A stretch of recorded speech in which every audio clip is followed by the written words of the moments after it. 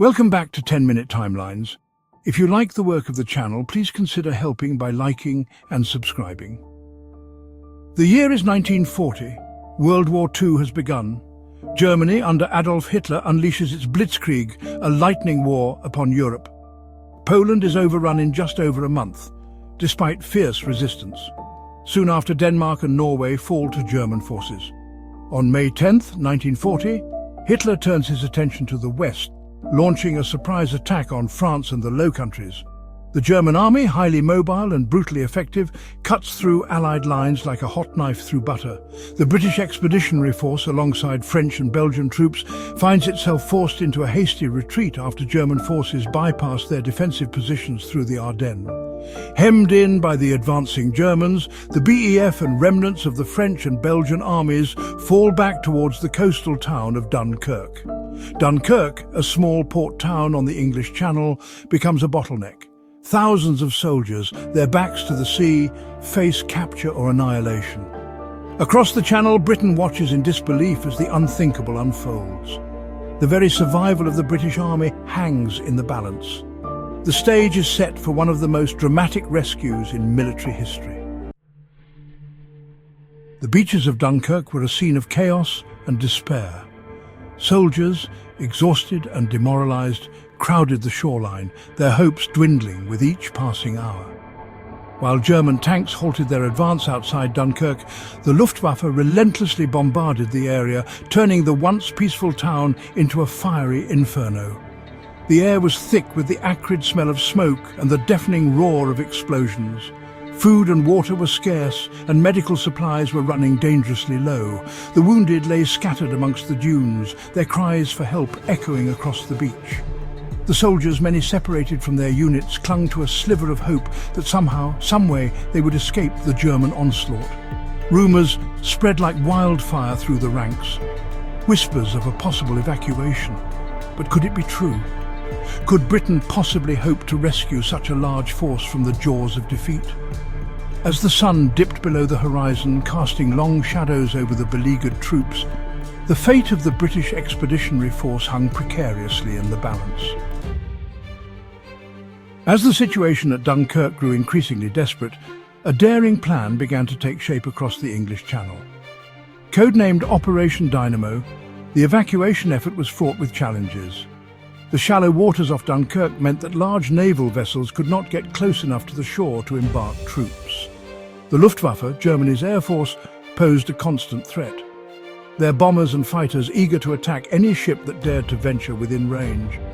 Undeterred, the Royal Navy, aided by civilian volunteers, assembled a motley flotilla of vessels of all shapes and sizes. Destroyers and minesweepers were joined by fishing boats, pleasure craft, and even lifeboats. This unlikely armada, united by a common purpose, prepared to sail into harm's way to rescue their countrymen. Time was of the essence. Every hour that passed brought the trapped soldiers closer to capture or annihilation. The success of Operation Dynamo depended on speed, coordination, and no small amount of luck. The fate of hundreds of thousands of men, and perhaps the outcome of the war itself, hung in the balance. At the heart of Operation Dynamo was a brilliant and determined naval officer, Vice-Admiral Bertram Ramsay. Working tirelessly from a secret underground command centre beneath Dover Castle, Ramsay coordinated the complex operation with meticulous precision. He understood the gravity of the situation and the immense responsibility that rested on his shoulders. Ramsay's task was Herculean. He had to organize a massive fleet, establish communication networks, and plan intricate evacuation routes, all while under constant threat of enemy attack. He meticulously tracked the arrival and departure of ships, ensuring a steady flow of troops from the beaches of Dunkirk to the safety of England. Ramsay's leadership and strategic brilliance proved instrumental in the success of Operation Dynamo. He inspired his men and instilled in them a sense of urgency and purpose. His calm demeanor and unwavering resolve in the face of adversity became a beacon of hope during those dark days. As soldiers clung to survival on Dunkirk's beaches, Britain fell to its knees. On May 26, 1940, King George VI called for a national day of prayer. Across the nation, churches overflowed as voices cried out for deliverance, many turning to Psalm 91. 1,000 may fall at your side, and 10,000 at your right hand, but it shall not come near you." After the nation gathered in churches to pray, several unexpected events occurred. Hitler ordered his tanks to halt for 3 crucial days, allowing the evacuation to proceed. The English Channel became unusually calm, making it easier for the little ships to cross, and a sudden fog and cloud cover reduced Luftwaffe attacks, protecting the soldiers. Taking advantage of these conditions, a ragtag fleet of naval ships and civilian boats, the little ships, rescued over 338,000 soldiers. Survivors called it a miracle. Britain declared June 9th a national day of thanksgiving. The evacuation from Dunkirk unfolded over 8 grueling days and nights. From May 26 to June 4th, 1940, a constant stream of ships and boats crossed the English Channel, ferrying troops to safety. The beaches were a scene of controlled chaos, as soldiers lined up patiently, awaiting their turn to board the waiting vessels. German aircraft relentlessly targeted the evacuation fleet, their bombs and machine gun fire sending plumes of water into the air. Ships, both large and small, were sunk. Their human cargo spilled into the cold, unforgiving waters. Despite the constant danger, the evacuation continued unabated. As darkness fell, the Luftwaffe's attacks intensified. Flares illuminated the night sky, casting an eerie glow over the evacuation fleet. The air was thick with the smell of cordite and the sound of gunfire. Yet through it all, the ships and boats continued to come and go, each journey a testament to the courage and determination of those involved. By the time Operation Dynamo came to an end on June 4, 1940, over 338,000 Allied troops had been rescued from the beaches of Dunkirk. It was a remarkable feat of logistics, courage and sheer determination, a testament to the indomitable spirit of those involved. The evacuation, hailed as a miracle by many, had saved the core of the British Expeditionary Force from annihilation. However, the victory came at a heavy price.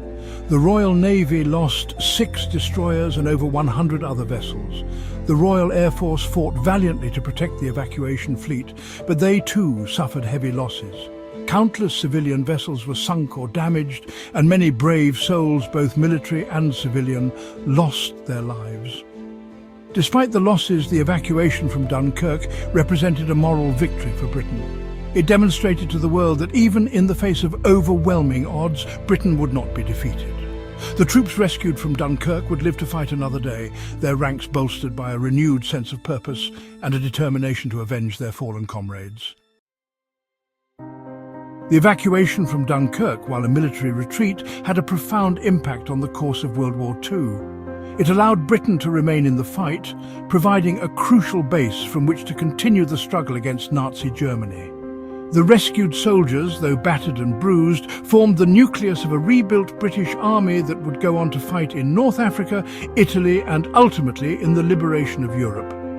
The evacuation also had a significant psychological impact. The image of the little ships braving enemy fire to rescue their countrymen captured the imagination of people everywhere, boosting morale and solidifying international support for the Allied cause. Dunkirk, while a costly retreat, bought Britain precious time. The National Day of Prayer and Fasting on May 26, 1940, and the subsequent results is one of the key reasons why Dunkirk is often called the Miracle of Dunkirk. Many in Britain, including King George VI, saw the evacuation's success as divine intervention. It allowed the nation to regroup, rearm, and ultimately to emerge victorious from the horrors of World War II. The lessons learned at Dunkirk, the importance of unity, resilience, and faith, would continue to shape Britain's wartime experience and beyond.